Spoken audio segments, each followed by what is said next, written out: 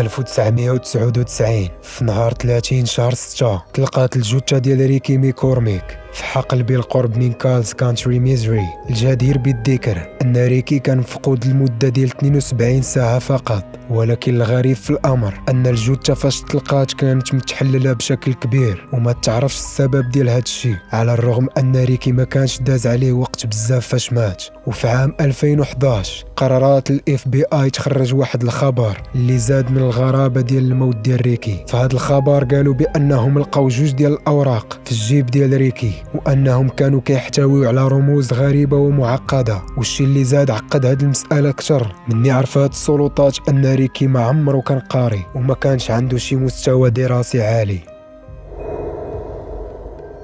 في عام 2014 لارس ميتانك البالغ 28 من العمر قرر باش يسافر من ألمانيا لبلغاريا في رحلة سياحية مع مجموعة من الأصدقاء ديالو. وفي هذه الرحلة كانت تخلق ليه مشكل بسيط في البحر اللي خلاه يتضارب مع واحد السيد آخر، وهذا الشيء تسبب ليه في إصابة بالأذن ديالو اللي بسببها منع عليه الطبيب أنه يسافر في الطائرة باش ما يوليش عنده مشكل في السمع. وفي النهاية ديال العطلة قرر باش يبقى في بلغاريا باش يكمل العلاج، وقال الأصدقاء ديالو انهم يقدروا يرجعوا بلا بيه. وفي الوقت اللي بقى بوحده دوز الليله في واحد الاوتيل، وفي هاد الليله عيط الام ديالو وهو في واحد الحاله ديال الخوف، وقال لها انه ما كيحسش براسو في امان وكيعتقد باللي شي 4 ديال الرجال مراقبينه، وطلب من الام ديالو باش تلغي كاع الكروت البنكيه الخاصه به. وفي اليوم التالي لارس مشى للمطار وزار الغرفه ديال الطبيب اللي كاينه تما، ولكن مباشره من بعد ما دخل لديك الغرفه خرج كيجري حتى لخارج المطار وخلى كاع الأغراض ديالو اللي كان دخلها معاه. وهاد الصور من كاميرات المراقبة كتبين آخر لحظات لارس قبل ما يختفي بمرة وما يبقاش ليه الآثار. العائلة ديالو قالوا باللي ما عمرو كان كيعاني من شي مرض عقلي، لكن البعض فسر هاد الشي بأنه يقدر يكون بسبب إصابة في الرأس ما لاحظوهاش الأطباء وتثبت ليه بانهيار عصبي. رغم هاد الشي كامل اللي وقع تا واحد ما عنده شي فكرة على فين كاين لارس، وإلى هذا اليوم مازال العائلة ديالو كيقلبوا عليه.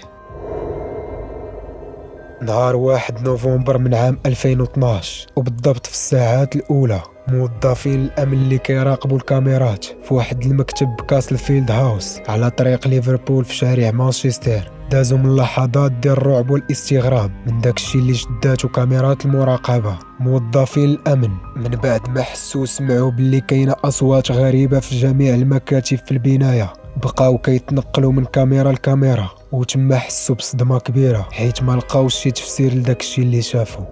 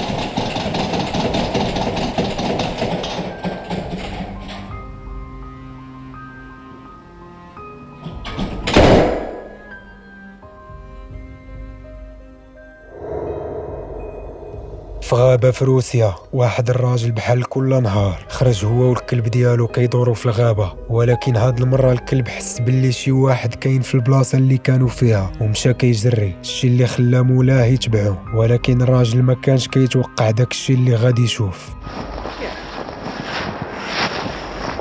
Tarzan, ко мне!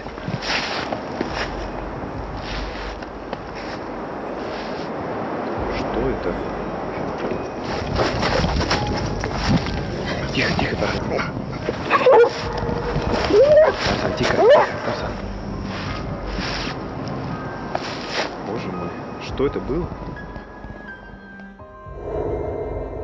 25/02/2014 بالضبط في الساعة الثانية زوالا تلقات الجثة ديال ألان جيل البالغ من العمر 64 عام في واحد البحر بإنجلترا. في الأول اعتقدوا السلطات أنها قضية انتحار، ولكن بزاف ديال الحوايج الغامضين غيروا المجرى ديال القضية. الشرطة قدرت تلقى تسجيلات في كاميرات المراقبة كان كيبان فيها ألان وهو كيدور في المدينة، وقالوا انهم فاش لقاو جثة ألان الفم ديالو كان فيه جورب والداخل ديالو سماعات، ولقاو معطف شي صور اللي كان فيها ألان مازال صغير حدا الجثة ديالو. وفي اول فحص داروا الطبيب الشرعي للجثة لقى اصابة في اليد اليمنى وفي الصدر ديال ألان، والراس ديالو تعرض لضربات قوية وكانوا اثار الغرق باينين عليه. واللي زاد خلى الشرطة مستغربين كتر المعطف اللي تلقى حدا الجثة ماشي هو اللي كان لابس ألان فاش بان اخر مرة في كاميرات المراقبة. الشرطة بعد ما تحرات على ألان قالوا باللي كان منعزل وكان عزيز عليه ألعاب الفيديو والمشي لمسافات طويلة، ومازال كيتعاملوا مع القضية بشك حيث ما قدروش يفسروا داكشي اللي وقع لألان. وسواء كان موت ألان حادث أو انتحار أو جريمة قتل كتبقى هاد القضية غير محلولة.